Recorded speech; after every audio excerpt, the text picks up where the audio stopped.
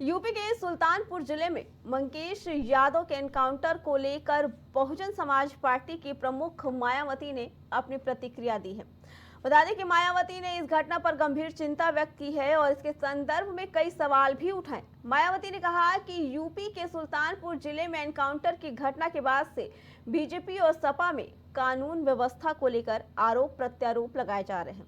साथ ही अपराधी के साथ जाति के नाम पर जबरदस्ती की राजनीति की जा रही है, जबकि इस मामले में ये दोनों चोर मौसेरे भाई हैं।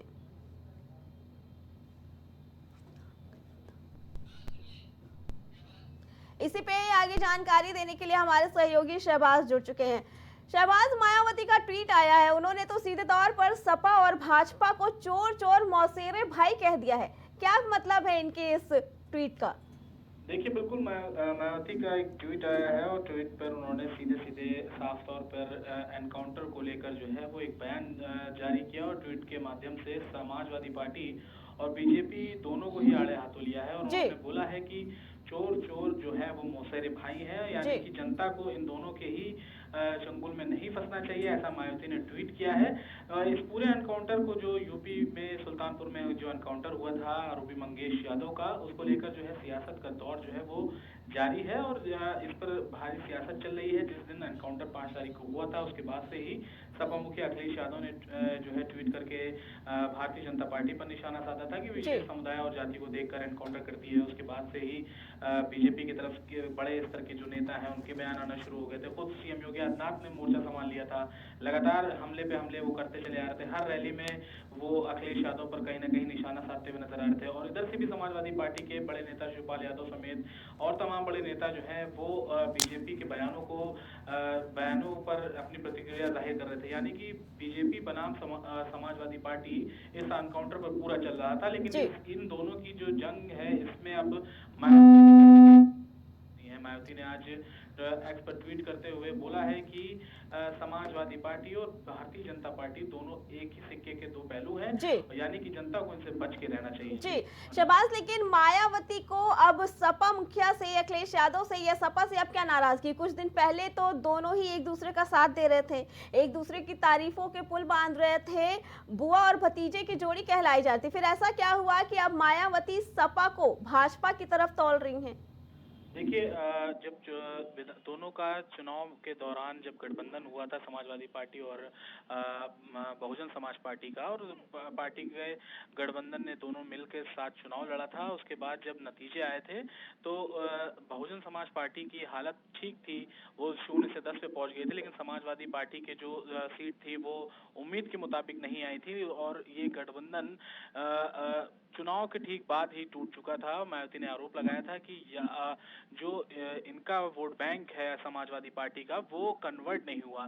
ऐसे आरोप तब बहुजन समाज पार्टी के बसपा सुप्रीमो मायावती ने लगाए थे। उसके बाद इन दोनों का पार्टी का गठबंधन टूट गया था। उसके बाद से लगातार बसपा और सपा में कभी पट्टी नहीं, कभी मायावती ने हमले अखिलेश यादव पर किए, कभी अखिलेश यादव ने बसपा को लेकर निशाना साधा। लेकिन हाल ही में एक बीजेपी के नेता हैं, उन्होंने एक टीवी डिबेट के दौरान मायावती को लेकर एक अशोभनीय शब्दों का इस्तेमाल किया था, जिसके बाद से अखिलेश यादव ने मायावती का साथ दिया। मायावती ने कहीं ना कहीं अखिलेश यादव के उस बयान की जो उन्होंने उनका स्टैंड लिया उसकी सराहना करते हुए उनको धन्यवाद भी कहा था। तो कहीं ना कहीं अखिलेश यादव और मायावती दोनों एक दूसरे पे कभी हमला करते हुए, कभी एक दूसरे का बचाव करते हुए नजर आते हैं। हालांकि ज्यादातर मौकों पर देखा गया है कि बसपा ने समाजवादी पार्टी को निशाने पर ही लिया है। भाजपा को लेकर थोड़ा सा नरम रुख रहा है क्योंकि बीजेपी की बी टीम हमेशा से कहती चली आ रही है, लेकिन इस बार उपचुनाव में मायावती पहली बार लड़ती हुई नजर आ रही है। उपचुनाव कभी बसपा ने लड़ा नहीं था और यही टैग जो उनके ऊपर लगा है भाजपा की बी टीम का, शायद उपचुनाव में वो उसको दूर करना चाहती है। जी शहबाज, आपका बहुत बहुत धन्यवाद। कानपुर में एक बार फिर ट्रेन पलटाने की साजिश नाकाम रही। अनवरगंज कासगंज रेलवे रूट पर रविवार देर रात कानपुर से भिवानी जा रही कालिंदी एक्सप्रेस 14117 को पलटाने की साजिश रची गई। बताया जा रहा है कि बराजपुर और बिल्हौर के बीच तेज रफ्तार ट्रेन भरे हुए एलपीजी सिलेंडर से टकरा गई, जिससे तेज धमाका हुआ, जिसके बाद आनन फानन लोको पायलट ने इमरजेंसी ब्रेक लगाकर ट्रेन को रोक लिया। वहीं घटना में रेलवे, आरपीएफ और पुलिस ने जांच शुरू कर दी। इस दौरान कालिंदी एक्सप्रेसवे करीब 22 मिनट ट्रैक पर खड़ी रही। एहतियातन ट्रेन को बिल्हौर स्टेशन पर भी कुछ देर के लिए रोका गया, जिसके अलावा लखनऊ से बांद्रा टर्मिनल के लिए जा रही लखनऊ बांद्रा एक्सप्रेस को भी बिल्हौर स्टेशन पर रोका गया। वहीं घटनास्थल पर पेट्रोल से भरी बोतल, माचिस और एक संदिग्ध झोला बरामद हुआ है। झोले में बारूद और माचिस रखा हुआ था। फिलहाल पुलिस मामले की जांच में जुट गई है।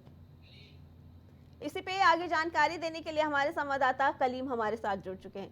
कलीम, क्या कुछ पूरा मामला है? बताया जा रहा था कि ये ट्रेन हादसा कराने की साजिश रची गई थी, क्या कुछ पूरा मामला है, बताइए।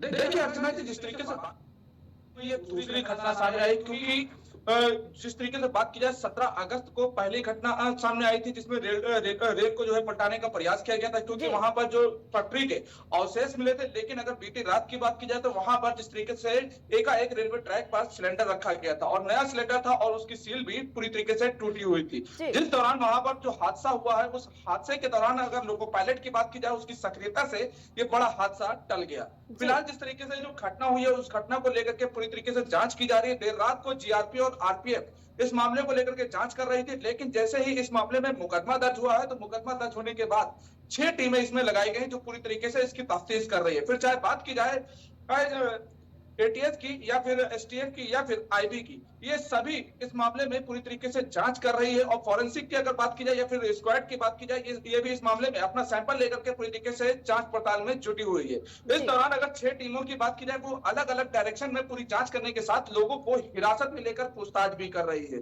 क्योंकि अभी तक अगर जो सूत्रों के द्वारा बताया गया है, 6 लोगों को हिरासत में लिया गया है और 6 लोगों को हिरासत में लेने के बाद जो पूछताछ हो रही है, उसमें अभी किसी तरह का खुलासा नहीं हुआ है। लेकिन अगर स्पॉट की बात की जाए तो स्पॉट पे जिस तरीके से सियाराम लिखा हुआ एक जो झोला मिला, उसके साथ ही एक मिठाई का जो डिब्बा मिला और वहां पर जो माचिस मिली थी, उसको भी कब्जे में लेकर के उसकी भी पूरी तरीके से जांच की जा रही है। इसके साथ ही अगर जिस मिठाई की दुकान का जो डिब्बा था और जो सियाराम लिखा हुआ जो झोला था, उन दुकानों को भी कहीं ना कहीं रडार पर लेकर के पूछताछ हो रही। और इसके साथ ही अगर बात की जाए जमात को लेकर के, तो कानपुर के आसपास जो जगह है, वहां पर जो जमात आई हुई है, उन जमातियों को अभी पूरा ब्यौरा जो है वो खंगाला जा रहा है और जमाती कहां पर ठहरे हुए हैं, उन सभी मामलों की भी पूरी तरीके से तफ्तीश की जा रही है। लेकिन एटीएस की अगर बात की जाए इस मामले में जिस तरीके से जो जांच पड़ताल कर रही है, तो जो पुराने अवशेष थे, उन मामलों की भी कहीं ना कहीं इस मामले में पूरी तरह से कड़ियां जोड़ती हुई नजर आ रही है। लेकिन पिछले जो अवशेष मिले थे रेलवे ट्रैक पर, उसका कनेक्शन और जो कल बीती रात की